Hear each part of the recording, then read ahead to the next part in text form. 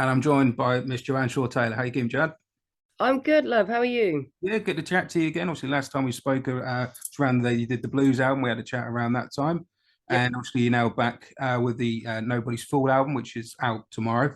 You've been kind enough to send across, mate. This is another great release from you. I'm really excited, and I can't wait for the tour. It's going to be great. Oh, thank you. Yeah, I'm happy with it. And obviously, as you just said, it's coming out tomorrow. So tomorrow's D-Day when everyone else gets to hear it. So a little bit nervous, but just hope everyone, enjoys it really.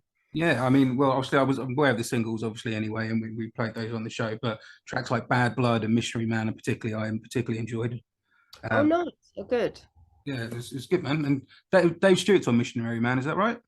He is, yeah. It was a song I'd wanted to do for a while. I mean, obviously, I've got a bit of a connection to the Eurythmics because of Dave. And it's one of my favorite Eurythmic songs. And it's also got a slightly bluesy feel to it, Hmm. particularly a live version of theirs off the Peace Tour. So I'd always sort of been messing around with it. And then finally on this album decided to go for it. And Dave happened to be in LA. Though I didn't actually get to meet him because he had COVID, but he was there anyway, and managed to phone him and ask him, and he agreed to be on it. So that was really cool to finally kind of work with him properly.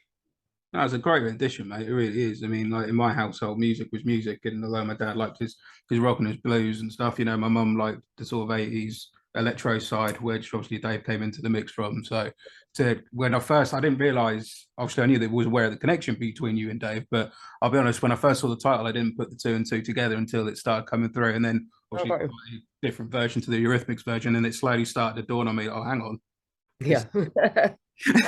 this Oh, is that's good to know. Yeah. So I mean, it was just I mean, it's a slightly different version. I kind of had it as this like acoustic blues thing, and then Joe and Josh kind of started working it in the studio without me. And when I got in there, I had this like almost like White Stripes kind of vibe. I Hmm. felt like, quite dark, kind of funky thing going on. But yeah, very happy with how it turned out. So Oh, that's cool. I thought New Love was a really cool closer for the album as well. That seemed to sort of like encapsulate for me what I gathered, sort of lyrical content wise, what you were going on that one.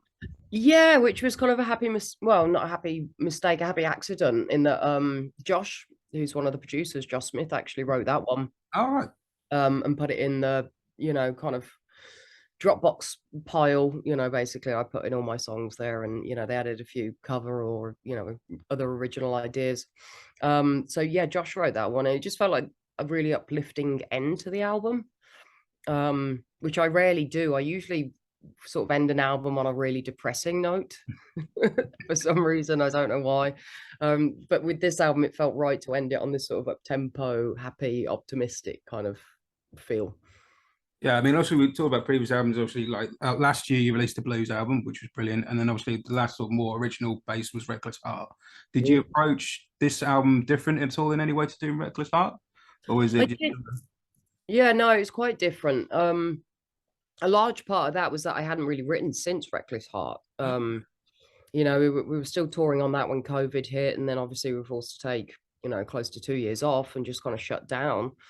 And hence the blues album happened because I just couldn't write in that time. I tried, but there just wasn't anything happening. Hmm. So hence the idea to do a covers album. So when I sat down to write this album, it was the first time in 4 or 5 years really that I'd written. And also having done the blues album and then the blues album live, Blues from the Heart, it kind of felt like the first time I'd done two, for me, very traditional blues albums.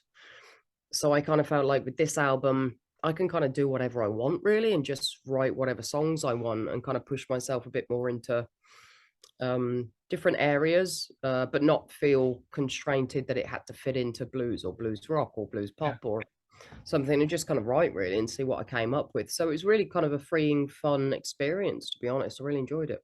Was there one song particular on the album that sort of, sparked that catalyst off to wanting to go in wherever it went, or was it always Nobody's Fool that was going to be, the sort of leading track, as it were? Nobody's Fall I did write quite early on, and I'd always had the song title Nobody's Fall in mind for an album title. Oh, yeah. So I thought it might be called that. But early on, I came up with Figure It Out, Won't Be Fooled Again, and Runaway, which are quite different songs for me. Won't Be Fooled Again, not so much. But very, sweet, poppy, catchy melodies. So it was really kind of felt from the get-go was going down that route of just focusing on what was the most catchiest lyric and melody, Yeah. as opposed to like big guitar riffs. Which is always fun, and it's more of a challenge as a writer. So yeah, from the get-go, there was sort of a good idea of where it was going. Yeah, I mean, for me as a listener and someone who's been a fan of your music for a while, it seemed like the album that has been the most. I don't want to use the term concept because that's not the right term, but has like there was a definite strong theme throughout lyrically, rather than like you say, just being about those big riffs and everything. Yeah.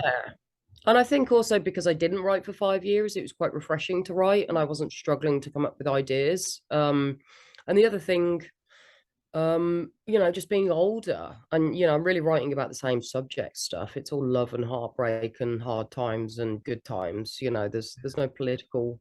I'm not a hugely political person in my music. But it's the same people I'm writing about. It's just through 37-year-old eyes, not 27-year-old eyes, and I'm with how. you there. Yeah, it's just another. I mean, an album's just a snapshot of 2 weeks in my life, really.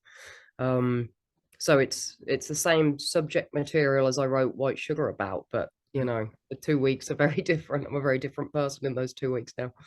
So was that how long it took you to record the album then itself? Was just that sort of 2 week period, or I wrote it in about 2 or 3 weeks, and we recorded it in 1 week. wow? So it was really quick.